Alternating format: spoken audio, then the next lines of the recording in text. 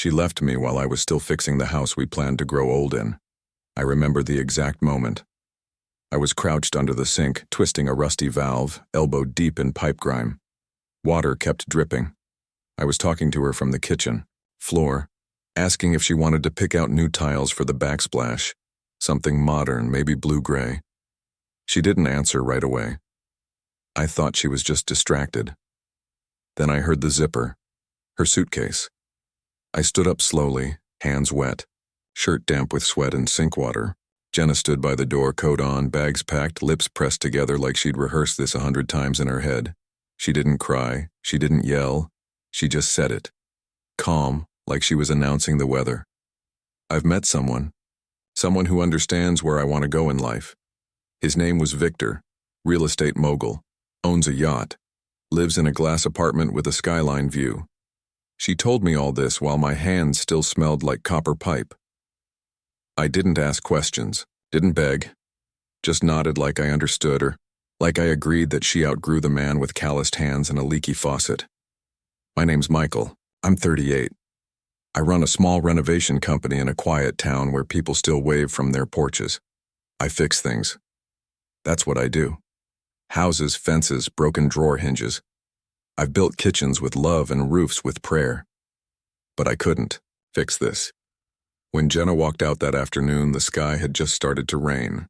Light, almost polite. I watched from the front steps as her car turned down the street and vanished around the bend. I could still hear the faint tap-tap of the pipe in the kitchen, like the house itself was crying. I didn't scream. Didn't call my friends. I just stood there, soaked in silence, holding the wrench like it still mattered. Before all this, before Victor and his skyline views and polished shoes, life was simple. Not boring. Not small. Just ours. I grew up in the kind of town where people knew your dog's name and judged your worth by your work ethic. My dad was a mechanic. My mom stitched quilts and made the kind of breakfast that ruined you for diners forever. I didn't grow up rich, but I grew up rooted. Hands in wood, knees on concrete, learning to sand floors before I learned to drive. By the time I hit 23, I had my own pickup, a handful of steady clients, and a quiet pride in every job I did. No gimmicks, just honest labor. That's around when I met Jenna. She was studying interior design at the community college nearby. We crossed paths at a coffee shop. I was fixing a broken table leg. She was sketching wallpaper patterns in her notebook.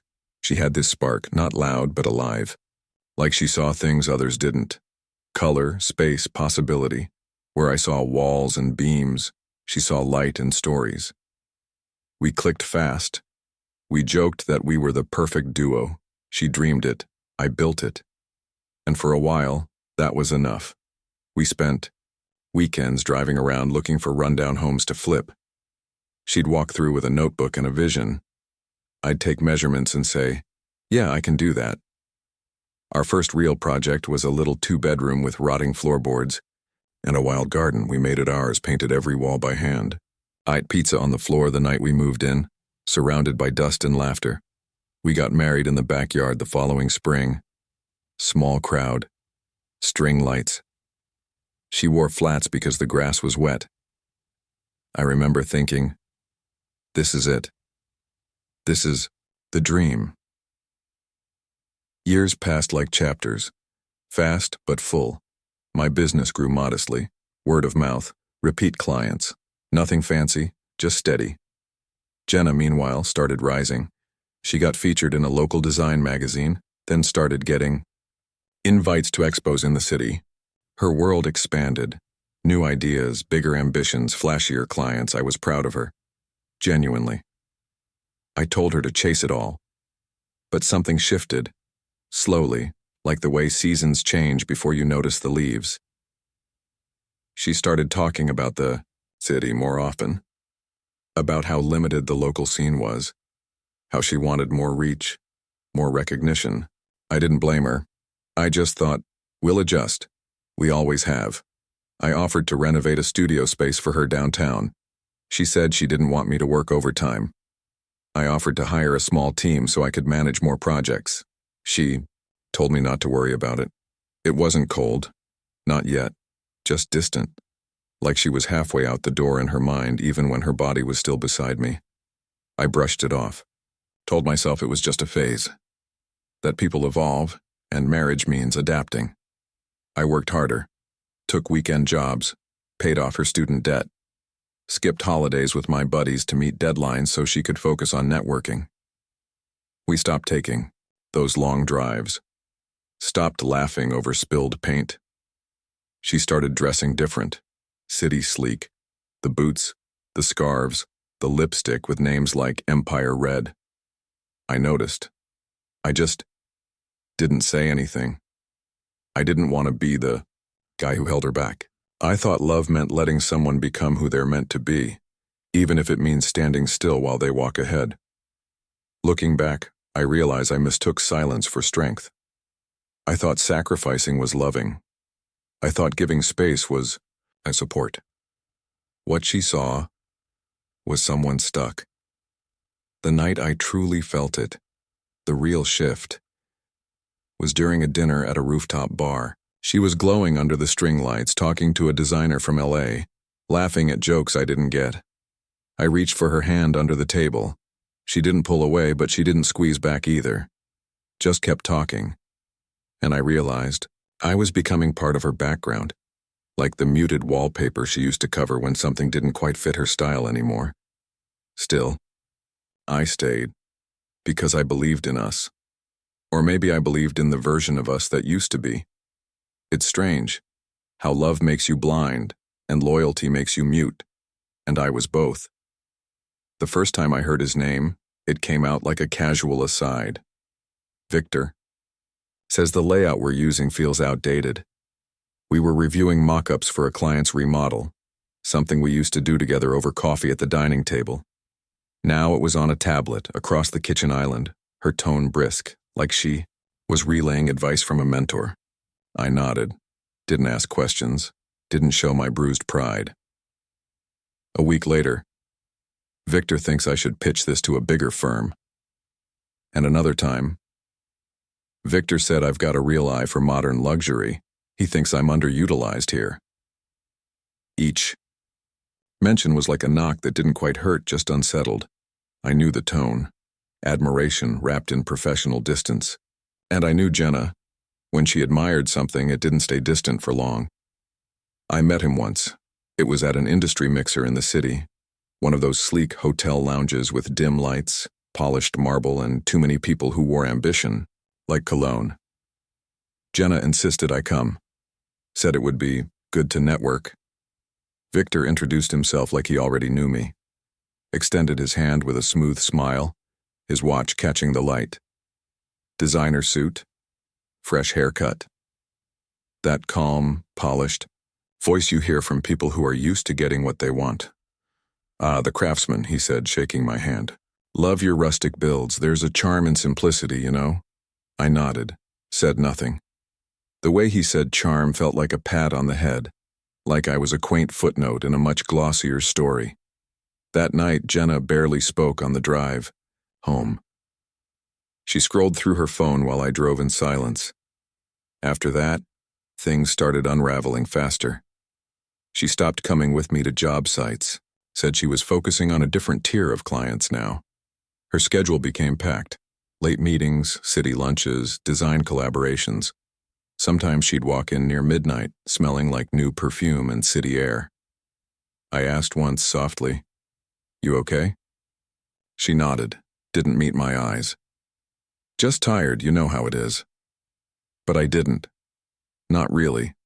She started texting more. Her smile changed.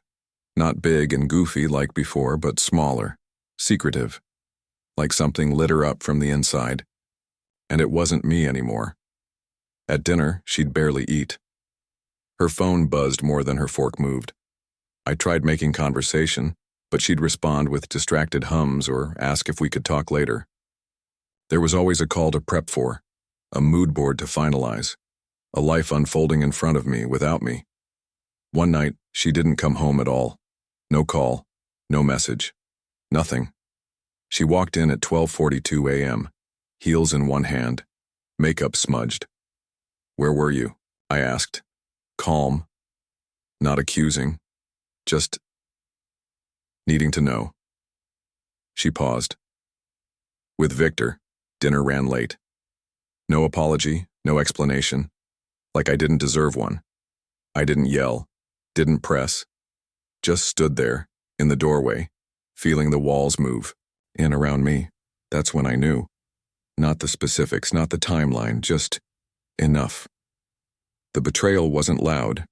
It didn't arrive with slamming doors or screaming fights. It came slowly, like frost creeping in through a cracked window. One silent moment after another, until the warmth was gone and I hadn't noticed. I started to pull back, quietly. Stopped asking where she was going. Stopped making plans for us. Stopped waiting for her to come home and act like I mattered. Inside, I was unraveling. But I wore my silence like armor, because I still wasn't ready to admit that she was already halfway gone, not just from the house, but from us. And the worst part? I still loved her. Even as I felt her slipping through my fingers like sawdust, I still hoped. Hoped she'd remember who we were. Hoped that whatever this phase was, it would pass, but deep down, something inside me had already started breaking. Quietly, like an old floorboard no one notices until it collapses underfoot. She left on a Thursday. There was no fight, no shouting, no tears. Just sunlight pouring through the blinds, the quiet drip of coffee into the pot, and the rustle of bags being zipped shut in the bedroom. I walked in, towel slung over my shoulder from my morning shower, and froze. Jenna stood by the closet, a suitcase open on the bed. Her clothes, the designer ones, the heels I never saw her wear around me, were already packed. She didn't flinch. Didn't even look surprised to see me. "I'm leaving," she said, plain and practiced, like it wasn't the first time she'd said it. Maybe just the first time to me. I didn't speak. "I can't do this anymore, Michael," she continued. "I'm tired of pretending I'm okay settling for this, for small-town clients and fixer-upper dreams." Her voice was calm, cold.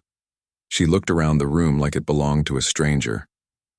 "Victor understands what I want, what I can be. He's offering me a chance to grow, really grow." I tried to swallow.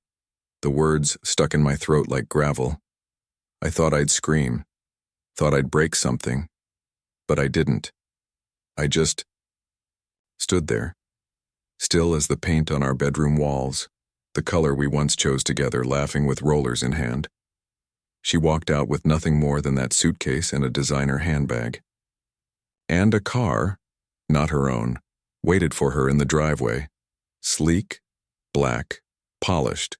Victor's driver. As she walked past me, she said the final blow like it was business. "I'm joining his new luxury firm. We'll be launching a high-end development company together. It's already moving fast." I blinked. That was the moment, not just her leaving me, but helping him. The man building a name by stomping on local businesses like mine. She knew that. And she still chose him. She didn't look back. The door closed with a soft click, and the house was silent. I didn't call anyone. I didn't go out. I didn't cry.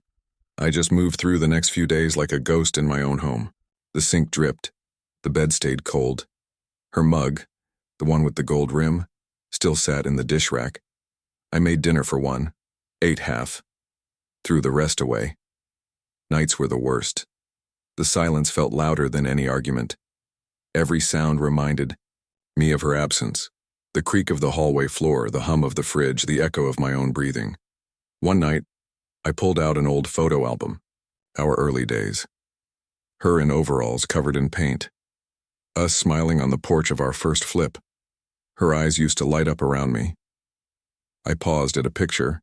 She'd spilled green paint on her hair, and I'd snapped it while she laughed, cheeks red from the sun.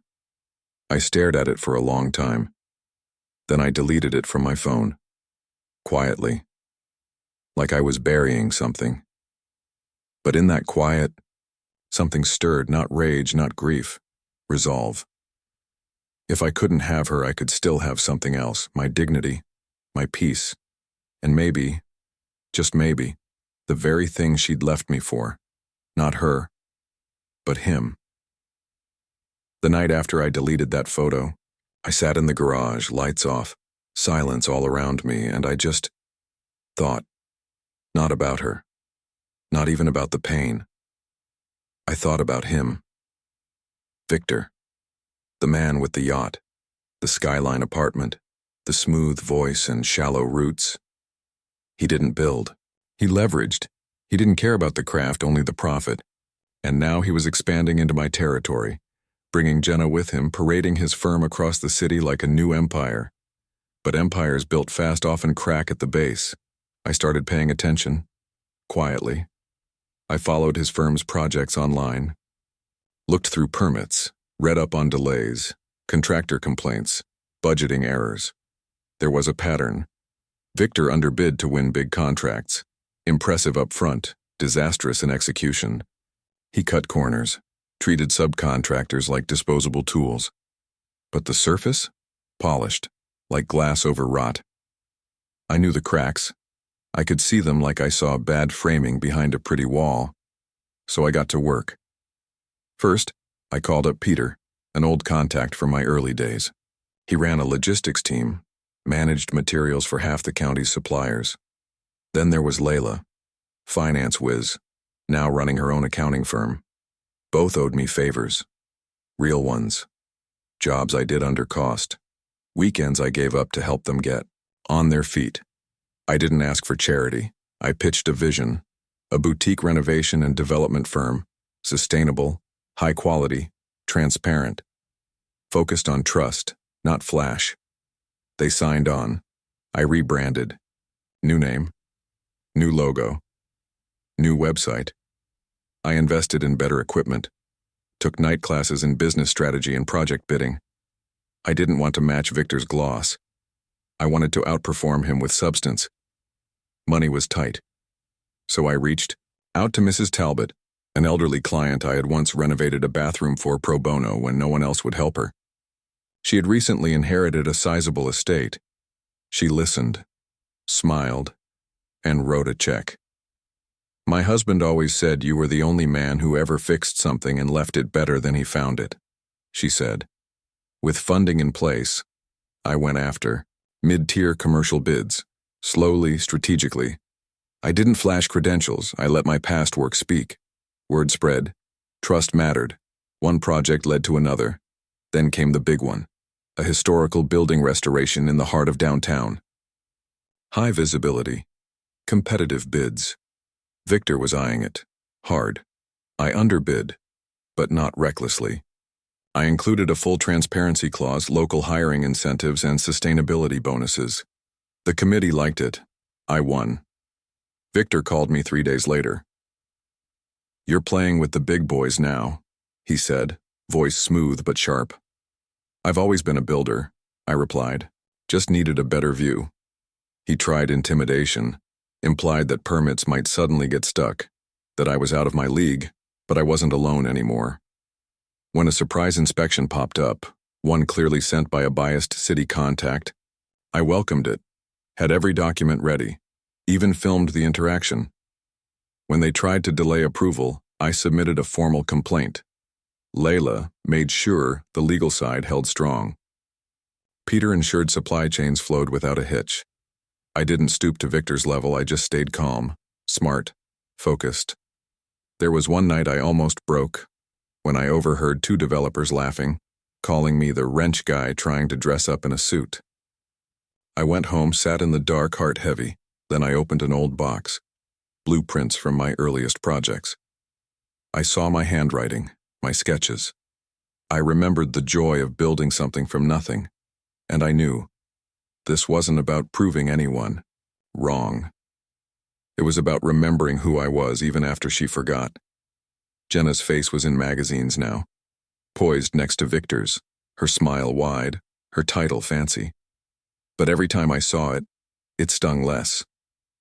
Because I wasn't chasing her anymore. I was building something real, and she had chosen the surface. I was carving out the foundation. The contract that changed everything came quietly.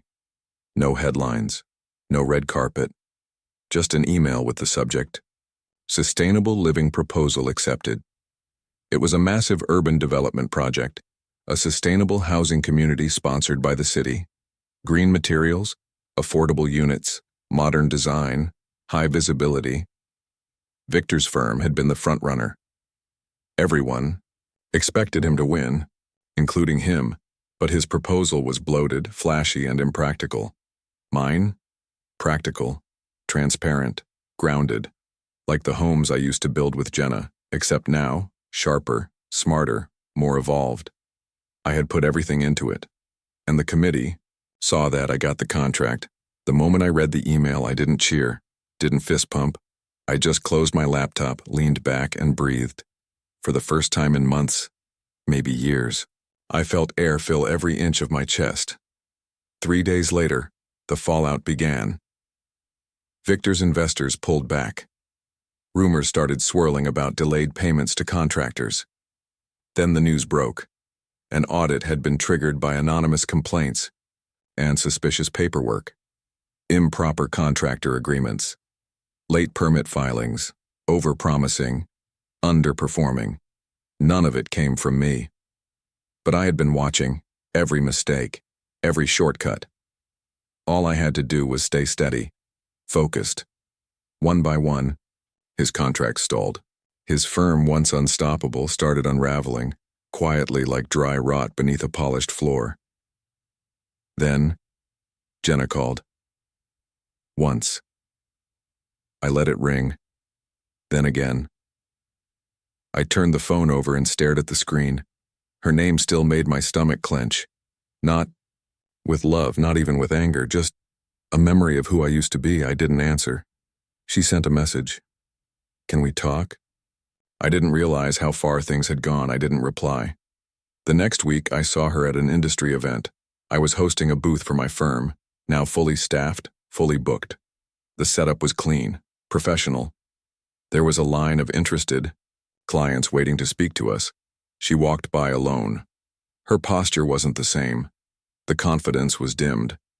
The lipstick was lighter. Her smile, once radiant, looked worn, like it had been tried on too many times. Our eyes met.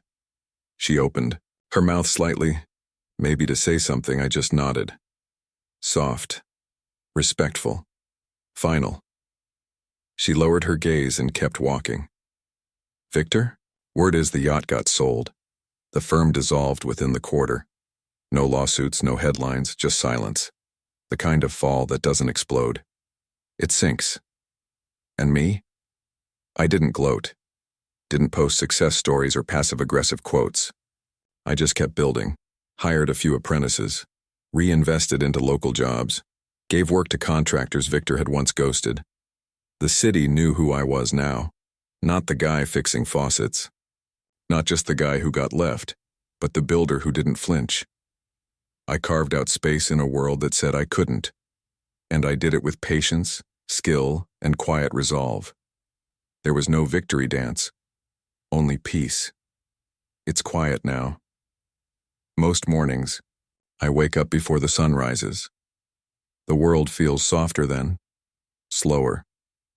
I brew my coffee in the same old drip pot we used to use, but now the mug in my hand is one I made myself.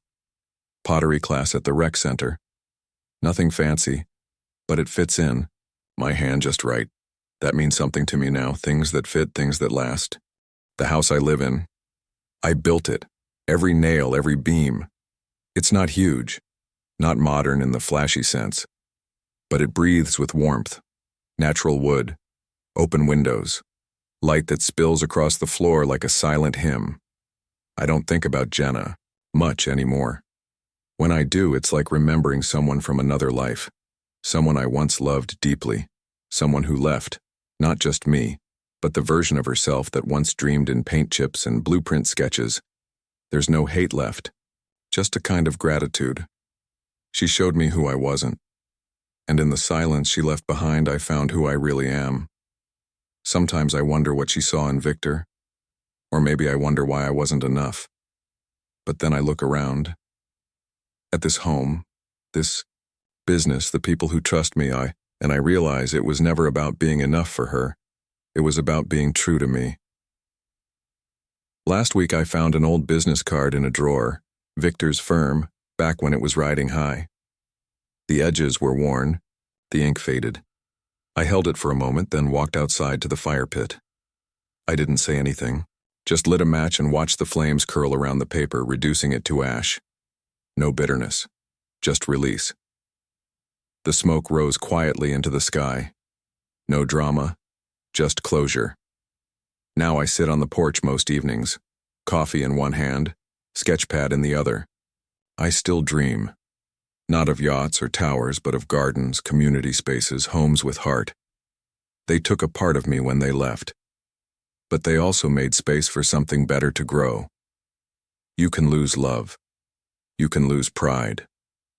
But if you stay, steady, keep building, even in silence, you might just rebuild something stronger. And sometimes peace doesn't come from winning. It comes from walking away with your soul intact.